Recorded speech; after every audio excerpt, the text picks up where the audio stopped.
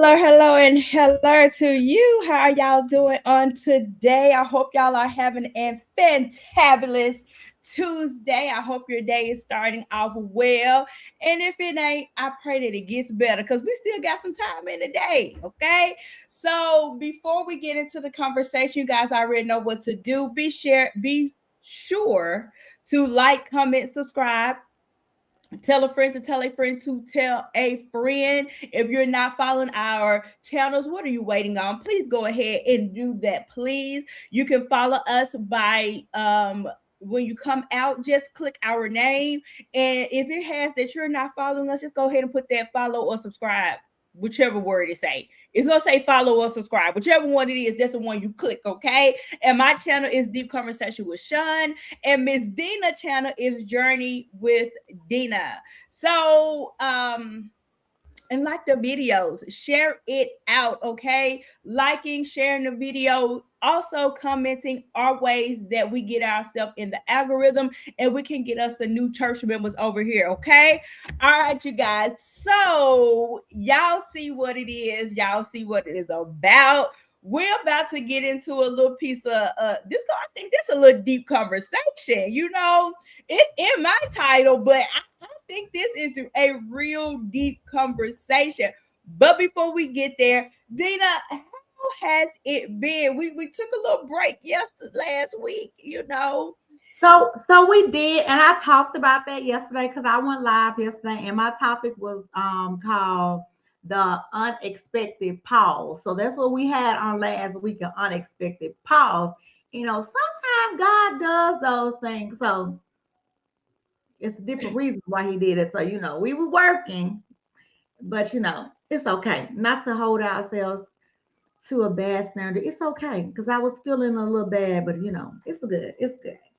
You know what? Speaking on that a little bit, I don't know if anybody watched or even heard of the YouTube channel or podcast or whatever the name may be called. It's called the Hardly Initiated channel.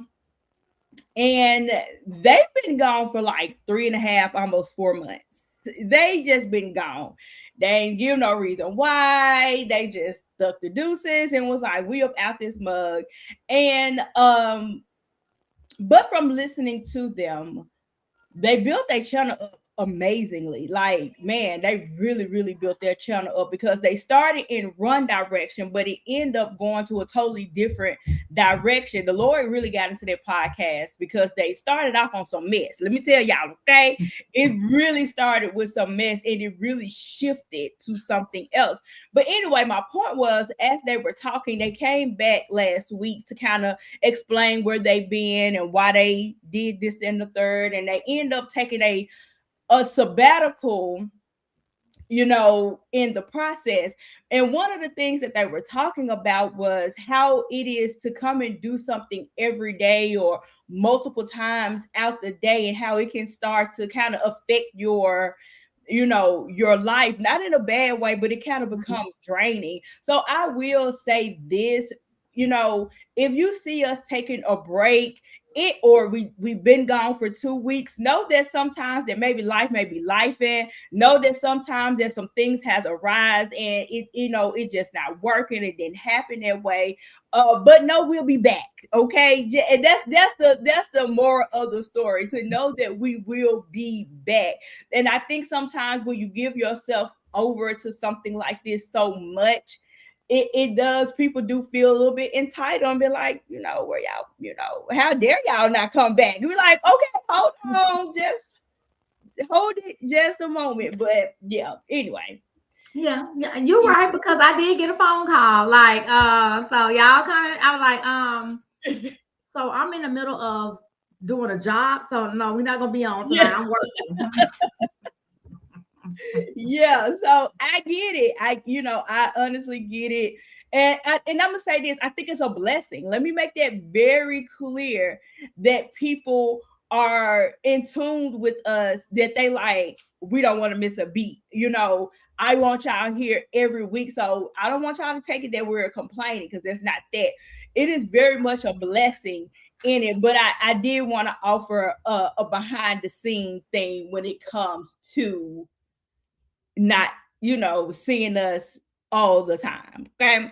But all right, you guys, let's get into it. We're going to talk about it matters who you marry, or do it? I should have put does it matter who you marry? I may go in and change it and say, let me do it now. Let me make the people think a little bit. But does it matter? Does it? What you think, Dana? Does it matter who you marry? Come I on. think I think it does. Okay. And for me, I've just seen some different light in why it matters within the last month. Mm-hmm. It made me sit back and say, hmm, if they would have married this person, this wouldn't have went that way. So it made me scratch my head, but it made me be more intentional about my prayer to the Lord, right? Amen. So, hey, here I go telling my business already. I'm telling everybody business that's attached to this story, right? So when we initially talked about this, right? So my dad ended up having a procedure done, right? And it was during the time we were iced in. And I was supposed to take him to have the procedure done. But they don't want to slide on no ice. Ain't no sense to me tearing my car up and almost throwing us somewhere. So I asked my brother-in-law to take my dad. And he's like, okay, fine. So he ended up taking my dad to his doctor's appointment and stayed there with him. And the same day they went to the doctor's appointment, my parents, they heat went out, right? So I called my client that lives up the street, and I said, "Hey, can your husband go down there and look at my mom and them fireplace to get their fireplace turned on because they ain't got no heat and my dad in the hospital." She was like, "Sure, I'll go ahead and tell Eddie. We were just putting our shoes on, finna go out the house and get lunch." So in that moment, I was like, if my sister would have been married to this type of man who was willing to drive my dad to his procedure, how would my dad get there? Mm-hmm. Then I put it, if this lady's husband wasn't the type of man that he was to put her in the car and to drive to my mom's house, turn the fireplace on. It wasn't broke, they just didn't know how to use it because they don't use it. Mm-hmm. To take the time to do that and show my sister how to turn it on, how to turn it off. I mean, he made a video of it. He taught her how to do it and everything. Then they left and went to the store and they was like, your mama need anything? This, that, and the other. She was like, well, Eddie said, call your mama, ask her if she need this, that, and the other. And I was like, it matters who you marry. Because Mm-hmm. had they married somebody who did not care about family, did not have the characteristics that they have. I talked about when I put in my title, I put character over chemistry. If Mm-hmm. they didn't have empathy for people to help, and it made me realize that when we were younger and we thinking about getting married and stuff, we don't really think about long term. So now in my mind, you need to make sure that you are asking the Lord and marrying somebody who's going to be there for the long haul, that's going to be able to help me. So my prayer had changed that the person be able to help me with my parents, whether it be financially, physically, or even, vice versa, or even with each other, because you don't really think about that, because you're young. When you get married, most of the time you're healthy. So you're not thinking about how much that spouse plays a part in their role when your parents get old and stuff. Because I've seen a lot of people have to take their parents in, and Mm-hmm. it's easier when your spouse is willing and they're able to help you do that. And so Mm-hmm. that really did something to me for just those two people to be in sync and who they married. And I kept saying, it matters who you marry. And I talked about that for 2 weeks straight. And everybody I talked to, I end up talking to them about it, not even intentionally, but I kept on saying that. And then what was the kicker is 2 weeks after that, I never told my mama anything about it, right? So my mama sent me this video. And when I clicked on the video, the first thing the lady said was, it matters who you marry. Mm. I Yeah. was like, Okay, Lawrence. I just, I thought I was just saying it because for it just stirred in my spirit and it just kept on stirring and kept on stirring. So I listened to the video, and this is lady that I follow, Sophia Ruffin, and she talked about how she was at this event, right? And she said her mom, she was at an event with her god sister and her godmom, and her godmom was honoring her sister. And she was speaking over her sister, saying all these good things that she was honoring her, which is what her mom used to do. But her mom died. Her mom died in 2021. Mm-hmm. So she said she got ready to have a moment, but before she can have her moment, her husband leaned over to her and started rubbing her leg and consoling her. And she said she looked and she asked him, "How did you know I needed consoling at that time? How did you know that I was about to have a mama? Because I really didn't even know what was about to happen." He said, "I didn't. I just leaned into God. God told me to lean into your wife, to console your wife." He said, "I didn't know what he was talking about. I just did what he said." And that's what she was saying. It matters who you marry, because when he had an ear to hear what God was telling him to do, that's what he did, even though he didn't understand it. So that covering that she has, she always talks about how it matters who you marry. And that just blew my mind. I'm just like, that just did something for me. So that's how that came. And I'm gonna agree with that. And let me add on to that, because why it does matter. And like Dina, she made a good point. The key point that I want to definitely point out was the future part. I think we definitely get caught up in the right now. He needs to be 6'5", at least 6 feet. He needs to be boot pop pow, busting through the shirt. He needs to, make all this money, or at least enough to sustain the household. And we have all of these artificial things on our list, but we're not concerned on is he's a good father. Can he be a good father? We haven't added on what is his relationship like with his parents, his siblings.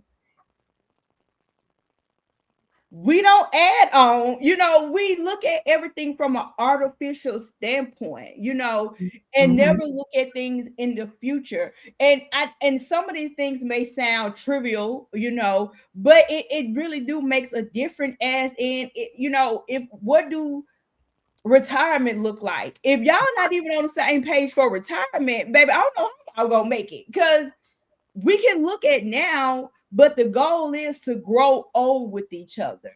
That's right. The goal of marriage, to grow old. Even the vow says to death do us part. So when we're union and yoked together, what does it look like 20 and 15 years from now? Have the conversations.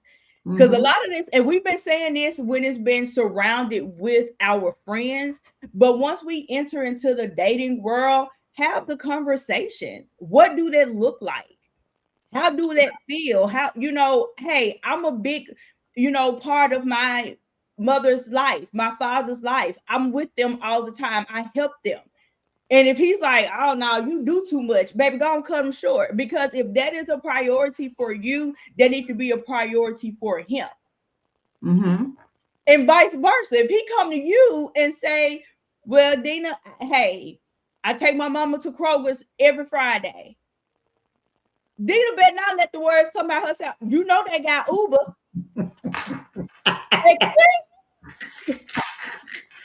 You know they got Uber. The Matter bus still runs.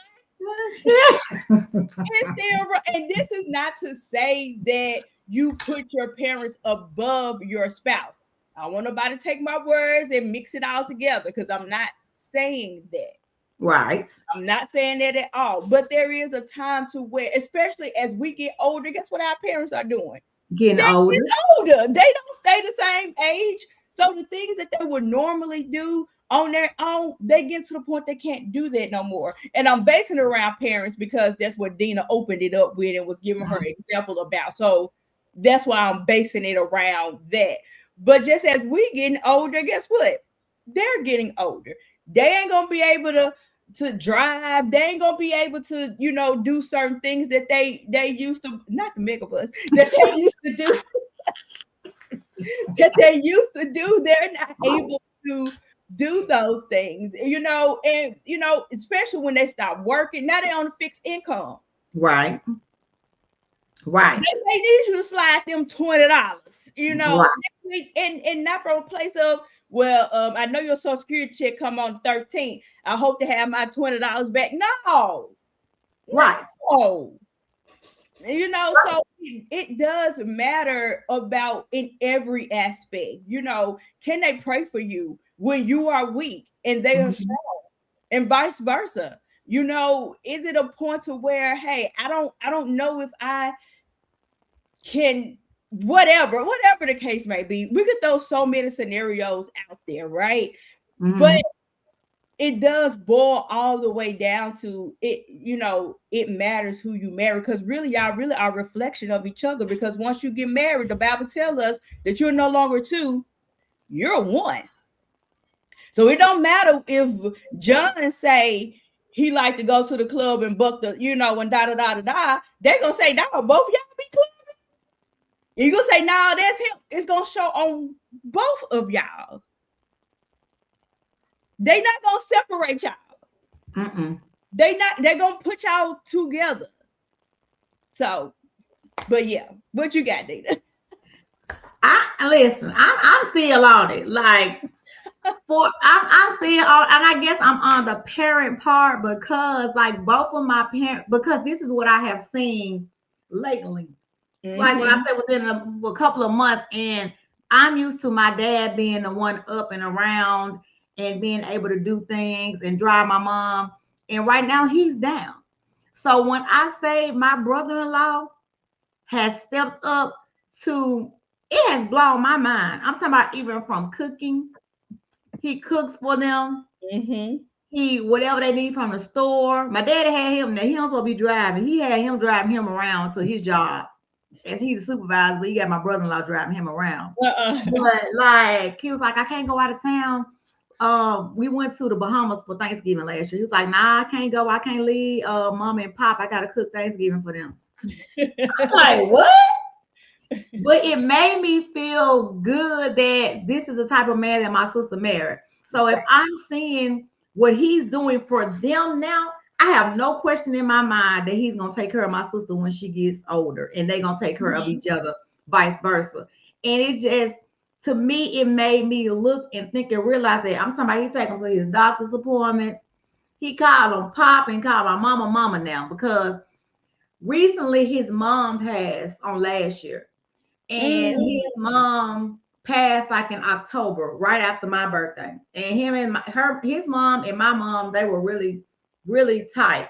And Mm. whenever we would have anything, she would come over to the house, and she was always a good time.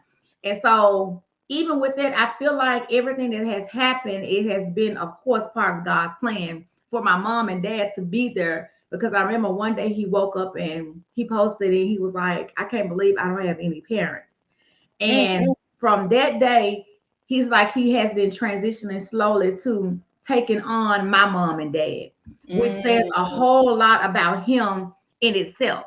And so that just made me sit and look and realize and even see like other people who's married and not stepping up and kind of doing the same things. And I'm like, man, it really matters who you marry. If she would just marry some little knucklehead, I don't know what my daddy would have did or how Mhm. this would have worked, but it worked out. So it just made me add some more things to my prayer and even talk to other people that is Mhm. not married and give them that same, let me put this on your mind because God put it Yep. on me Yep. for a reason.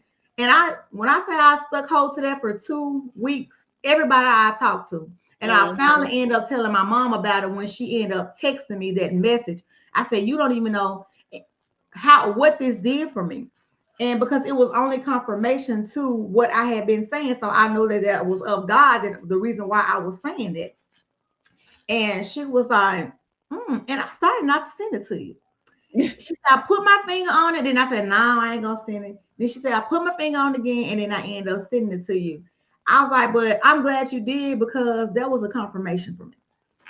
And so that just made me sit and really realize that it matters who you marry. Mhm. Not to just marrying somebody just because y'all look good or the Yep. aesthetic.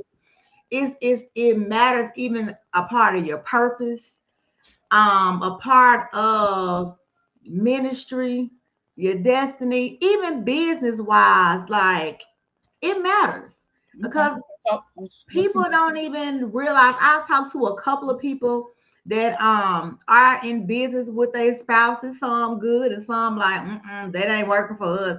But it matters all around the board. And it's just not talking about, the physical part of it. This the whole part of it. Raising kids, your nieces and nephews, like, it's a lot. And I just want to put it on your mind when y'all come across this video tonight, that if you are not married and you are still in that waiting period where you are waiting well, to add that to your list. Y'all had that list, even though y'all ain't never tore it up. Add it to your list, put it at the top of your prayer, that God, I know it matters who I marry, so send me who you want. That's my new prayer. Don't send me what I want, because what I want ain't working right. So send yeah. me who you want. Okay. And I'll say this, y'all know I love giving out homework. And just to add on to it, make for our single women and men out there, make a list. But now let's make a realistic list. But not only the realistic part of it, but the things that you honestly desire and want. If you want somebody, again, it matters who you marry. If you want somebody that is nice, who's kind-hearted, because most people who have a lot of money may sometimes really be some of the meanest people. And arrogant. And Eric, thank you. They have the money, but they mean, they nasty, they obnoxious. There are all of these things. So if you're wanting somebody, make sure it goes together, because God will turn you over to the stuff that you're praying for. And he'll told you don't need that. But if you keep asking for it, he'll turn you over to it. It's in the Bible. He said he'll turn you over to a probate mind. It's there, okay? And he'll turn you over to it. And then you get in it. And now you praying to him again. He said, daughter dear, I told you this ain't what you want. But make sure you add all of the intricate parts of what you're looking for. You do need somebody that can cover you in prayer. You do need somebody that's not only financially able, but willing, don't mind helping, giving to the poor, giving to people in need. That we need a giving heart. We are meant to be a blessing to other people. Especially if you're a giver. You can't be no giver and you give with a man that's stingy. Every dime you give, what you giving it to them for? Right. They question it. It going back. It matters who you marry. In more ways than one. Okay. If you let's just make it trivial. Before we get to the deep part, let's make it trivial. If you a health nut and he's not, it don't work. And this also goes to the part where now you're becoming unequally yoked. That's why it matters who you marry. If he like to go to Bedside Baptist every Sunday, and you like to be in the actual building, it matters who you marry. Because that's going to be a problem. It's going to be a problem. And don't talk about it's going to change. It don't change. And it can. God can do anything. Let I'm me just about to say that's going to be the only way that it changes, and it's going to be because of God, not you. I was talking to my friend girl earlier today, and I learned when a man, or especially a man, we're gonna talk about a man, when he say something, he mean what he said. Ain't no changing him. Ain't no he was just playing. No, he said what he said. And the only time he gonna change is if God changes him. Now God can change him, but that's not your job to change him, because it is what it is. And let me add this part on here. I'm gonna say this.